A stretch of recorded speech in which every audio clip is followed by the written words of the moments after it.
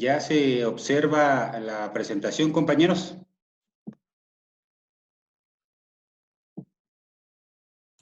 Ya. Ok, pues yo para englobar los temas de la reorganización comunal, agrupé todos en un solo tema y le puse la organización comunal purépecha como herramienta de resistencia y lucha. Básicamente voy a exponerles de manera sucinta o rápida 4 temas. Primero, platicar un poco sobre las resistencias y luchas del pueblo purépecha. Segundo, platicar también un poquito sobre autonomías y autodeterminación. Tercero, platicar sobre los consejos de gobierno comunal contra los partidos políticos. Y cuarto y último, exponer sobre la organización comunal purépecha como herramienta de resistencia y de lucha. Más o menos estos 4 temas engloban el tema de la reorganización comunal. Pues bien, la primera idea que queremos desarrollar es que, pues como ustedes saben, el pueblo purépecha, al igual que múltiples pueblos originarios, pues mantiene un proceso de lucha y de resistencia de muchos años, de más de 525 años. Primero, pues se caracterizó por ser un pueblo guerrero. Si ustedes leen el libro de la relación de Michoacán, viene bien claro ahí cómo al regresar o ingresar en el siglo XII al área de Naranja, pues hicieron una serie de alianzas, pero también luego combatieron contra el señorío de Naranja. Después, en un segundo momento, combatieron también al señorío de Comanja. Después, en un tercer momento, hubo problemas internos en la actual Santa Fe de la Laguna y también ahí hubo división, también hubo peleas internas. Después salieron con los de Jarácuaro y también se volvieron a pelear. Es decir, en época precolombina hubo una constante que es un pueblo pues guerrero, es un pueblo que está en constantes alianzas y en constante lucha. Durante la conquista española, contrario a lo que comúnmente se cree, si hubo resistencia. Comúnmente se lee o se cree o se piensa que el pueblo purépecha no combatió la conquista, lo cual es incorrecto.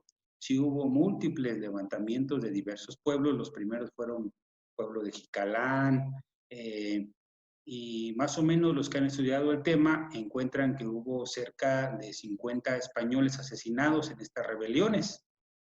También, por supuesto, en la colonia española.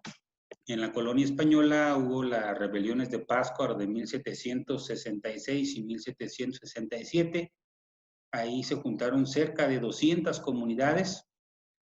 Pensamos que es la rebelión más grande que ha tenido el pueblo purépecha en toda la historia, y pues se rebelaron en contra de la corona española y en contra de las reformas borbónicas. Por supuesto, también participaron en la independencia. Baste decir que el 60% de todos los combatientes de la independencia eran los pueblos originarios. Y por supuesto, participaron en la revolución con la esperanza de que les fueran devueltas sus tierras, que fueran devueltas el uso de las aguas y toda la cuestión del territorio. También, por supuesto, hablando del territorio, hay múltiples ejemplos de defensa del pueblo purépecha de sus territorios. Solamente voy a decir dos. Uno, el de Casimiro Leco, en la época postrevolucionaria, donde se enfrentó a Inés Chávez y resguardó su territorio. O Juanse de la Cruz, también en esta misma época, en Tarejero, donde utilizó los fortines que hay en la comunidad para pues, defenderlas. También ha habido luchas, por supuesto, por el reparto agrario. Tan solo hay que recordar a la Liga de Comunidades Agrarias de Michoacán con Primo Tapia y las comunidades de Naranja, Tirindro y Tarejero, donde expropiaron la hacienda de Cantabria. Y por supuesto también luchas por la tierra comunal, como es el caso de Santa Fe La Laguna, con el Pío Domínguez Castro y esta defensa de la tierra y el trabajo comunal. Por supuesto, también ha participado en luchas por el socialismo. algunos han sido dirigentes del Movimiento de Acción Revolucionaria y últimamente hay trabajos donde también participaron en la Liga Comunista 23 de septiembre y en las Fuerzas Armadas del Pueblo. También, por supuesto, defensas por los recursos naturales, defensas de los bosques, defensa de los recursos de las comunidades originarias. Y en los últimos 10 años se han dado luchas por la defensa de los derechos colectivos. Entonces, en síntesis, hay diferentes tácticas políticas, como son de alianza, alianzas coyunturales, alianzas entre comunidades, alianzas para combatir, o en tiempos prehispánicos, en tiempos de la colonia o en tiempos contemporáneos, incluso tácticas políticas de no dejar instalar casillas. Utilizan esa táctica. Hay tácticas, por supuesto, militares, desde la conformación del señorío purépecha hasta la defensa de los territorios. Hay, por supuesto, también tácticas jurídicas, desde las que utilizaba Elpidio Domínguez, donde decía que de su lucha se fundaba en los títulos virreinales de la comunidad, hasta pasando por los trabajos que hizo la UCES, la Unión de Comuneros Emiliano Zapata, donde defendieron jurídicamente toda una vida cerca de 200 comunidades, hasta lo que actualmente están haciendo varias comunidades, que es la defensa de los derechos colectivos. Y por supuesto también tácticas revolucionarias, hubo intercambio con Lucio Cabañas, con Genaro Vázquez Rojas, participación en la Liga Comunista 23 de septiembre, hubo una diversidad de tácticas revolucionarias y en últimos tiempos, pues sociales. Ha habido múltiples ejemplos de toma de carreteras, toma de instalaciones eléctricas, toma de instituciones federales o estatales, tomas del vía del tren. La lucha, pues, es social. En síntesis, la idea de este tema es que el pueblo purépecha, al igual que otros pueblos, pues, ha participado en todos los movimientos sociales. La segunda idea que quiero exponer es que pues, hay diferentes formas de autonomías y autodeterminación, no es solo una. No hay una receta para las autonomías y quiero mencionar únicamente tres.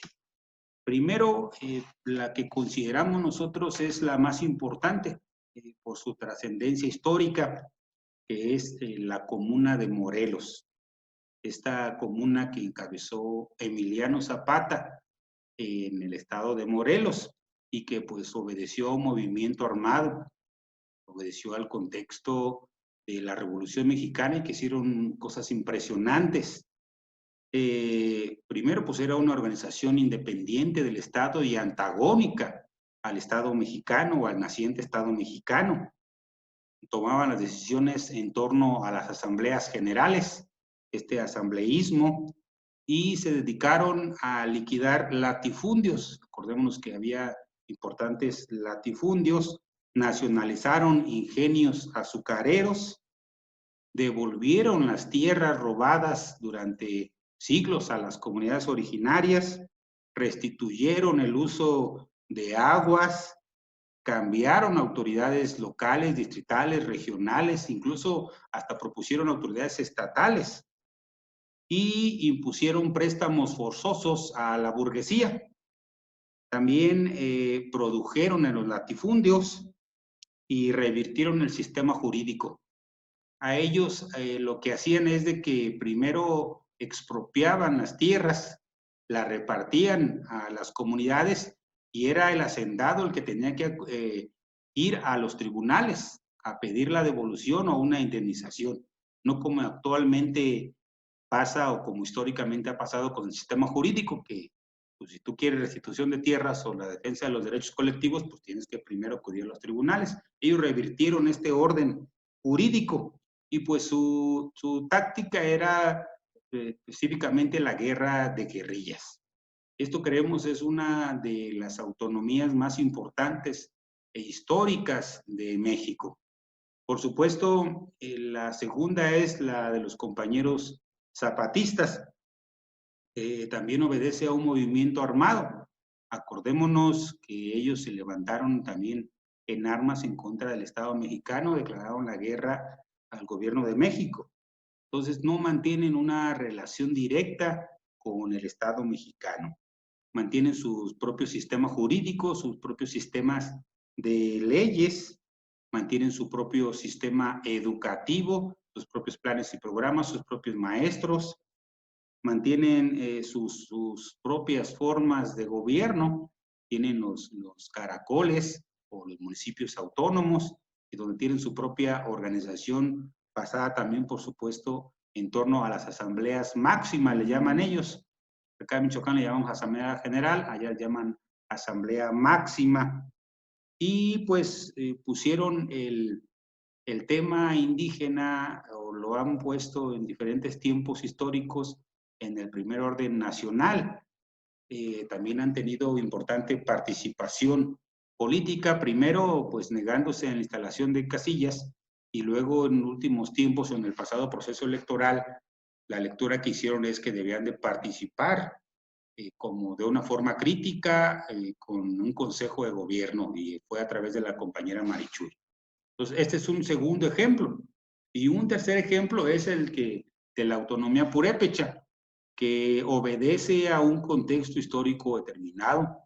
Los purépechas no le han declarado la guerra al Estado mexicano, no vienen de un proceso revolucionario. Entonces, pues es de conformidad o de acuerdo a las condiciones históricas concretas que hay en Michoacán, y se traduce o se ha traducido en los últimos años en diversos puntos. Uno, la conformación de consejos de gobierno comunal, la elaboración de planes de desarrollo comunales, la recuperación o instauración de las rondas comunales, que ustedes saben son sistemas ancestrales de seguridad desde hace más de 500 años. El pueblo purépecha se organizaba por barrios para defender y para expandir el señorío. Y por supuesto la toma de decisiones a través de las asambleas generales. Ahora en tiempos de pandemia, pues a través de asambleas de encabezados de barrio, asambleas de consejos de barrio, asambleas de manzanos, conforme esté el contexto histórico determinado. Y por supuesto también en la expulsión de los partidos políticos. Este sería el segundo tema a desarrollar. La idea central es que pues no hay una receta para las autonomías, que dependen del contexto histórico determinado. El siguiente tema sería un esbozo, nada más, un esbozo muy rápido de los consejos de gobierno comunal. Nosotros sostenemos, pensamos, encontramos los antecedentes históricos de los actuales consejos de gobierno comunal, primero pues en el Consejo de Gobierno de Teotihuacán. En el año 500 de la era común, está demostrado por la doctora Linda Manzanilla, que ahí existía un consejo de gobierno. Había 4 concejales y que cada uno participaba representando a un barrio. No había una figura, un tlatoani, un cazonci, un irecha, una figura central, sino era un consejo el que gobernaba la ciudad. Y también la doctora Linda Manzanilla demostró que Teotihuacán precisamente cayó por una lucha de clases al interior de estos barrios y de este propio Consejo de Gobierno. Otro consejo que también es antecedente es un consejo para elegir al cazonci o al irecha. Está establecido en la relación de Michoacán que cuando el cazonci o irecha fallecía se reunía un consejo de notables, de ancianos, de guerreros, de gobernantes, y que este consejo elegía al nuevo gobernante o irecha. Y este gobernante tenía que tener algunas particularidades. Primero, pues tenía que ser de condición tributaria, que hubiera tributado a los dioses, en este caso el principal a Coricahueri, que no fuera una persona presumida, que fuera una persona que sirviera a la comunidad y que viera por los intereses de la comunidad. Tampoco se permitía a personas que tuvieran algún vicio como la borrachera. Y pues también la relación de Michoacán nos muestra diferentes consejos a lo largo de todas sus páginas. Había también un consejo de gobierno, un consejo de gobierno cuando había 3 ciudades-estado, entendiéndose por Pátzcuaro, Tzintzuntzan y Huatzio. Este consejo de triples ciudades-estado pues se reunía para decidir el qué hacer o qué no hacer con el señorío. También había un consejo de guerra antes de conquistar, expandir la guerra hacia otros territorios. Este consejo de guerra se reunía para decidir cuál era la mejor estrategia y cuál era la mejor táctica. Y también había un consejo de educación. En varios lugares se demuestra cómo había un consejo, por ejemplo, para la educación del propio Tariacuri. Había 3 concejales que se encargaban de la educación de Tariacuri. Y hubo un consejo que es muy poco conocido también, pero que puso sobre la mesa la cuestión de trabajar sin los partidos políticos, sin la intervención del Estado mexicano y sin las religiones occidentales, al menos en la teoría, fue el Consejo Curicahuari-Cuinchecua. Bien, entonces tenemos una serie de consejos. El primer consejo históricamente contemporáneo establecido en Michoacán fue el Consejo Comunal de Nurío. Y de ahí vienen una serie de diversos consejos que obedecen también a circunstancias históricas específicas.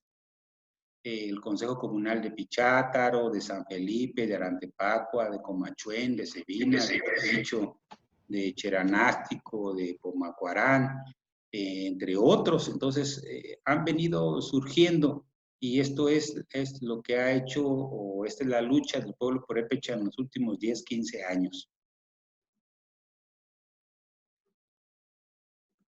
Finalmente, el punto que quiero abordar tiene que ver a la organización comunal como herramienta de resistencia y de lucha. En esta forma que tiene el pueblo purépecha, pues esta organización comunal sirve como una herramienta para enfrentarse al Estado y tiene varias vertientes. La primera, por supuesto, pues es el trabajo, la tierra comunal, la tierra y el trabajo comunal. La tierra pertenece a toda la comunidad, o parecido a lo que decía Zapata, que la tierra es de quien la trabaja. Se está en lucha con la concepción capitalista, donde pues la tierra es de una persona, es individual, es mío, me pertenece. Entonces choca directamente la tierra comunal y los recursos naturales. Y por supuesto también el trabajo comunal. Hay trabajo comunal para realizar caminos, para realizar obras, para construir escuelas, para reforestar los bosques. Múltiples ejemplos de trabajo comunal donde no son remunerados. Y en la sociedad capitalista, pues si no recibes un salario, pues entonces no haces ningún tipo de trabajo, incluso lo ven como un derecho. Y en las comunidades se ve como una obligación, la obligación del trabajo comunal. Bien, también otro índice sería el poder comunal. Este poder comunal que se traduce en la toma de decisiones a través de las asambleas generales. Y contrario por ejemplo, al capitalismo, pues ahí se toman las decisiones de manera unilateral. Es una persona o un grupo de personas que acuerdan en la cúpula y distribuyen todas sus decisiones y los demás nada más únicamente levantan el dedo o replican lo que les dicen sus partidos políticos. Entonces, en el poder comunal se distribuye la participación de todos y en los partidos políticos se acapara, solamente en función de las élites. Otro más tiene que ver con la cuestión de la cosmovisión. En el poder comunal, pues es nosotros, la tierra, el trabajo, la participación de nosotros. Y pues en la visión capitalista, pues es yo, primero yo y después yo y al último yo. Entonces, por eso es una poderosa herramienta, porque como ya comentamos, han estado en resistencia y lucha permanente desde hace muchísimos años. Y también desde hace muchísimos años existe la revocación de mandato. Cualquier autoridad ejidal, civil, comunal, tradicional, jefes de tenencia, comisariados, jueces, consejos de gobierno comunal pueden quitarse a la hora que la Asamblea General así lo determine. Entonces utilizan la historia, el arte y el idioma como un arma. Esto forma parte de la organización comunal. En síntesis, para terminar, la función orgánica o la función esencial de la organización comunal es movilizar a la comunidad, movilizar a las comunidades. Y la función de los partidos políticos del Estado mexicano, del gobierno, pues es precisamente lo contrario, desmovilizar, ya sea por medio de la represión masiva o selectiva, la cooptación, los partidos políticos, la dádiva, y esa es la función central del Estado, desmovilizar la lucha de clases. Este sería mi participación, compañeros, y con esto termino. Espero sus comentarios,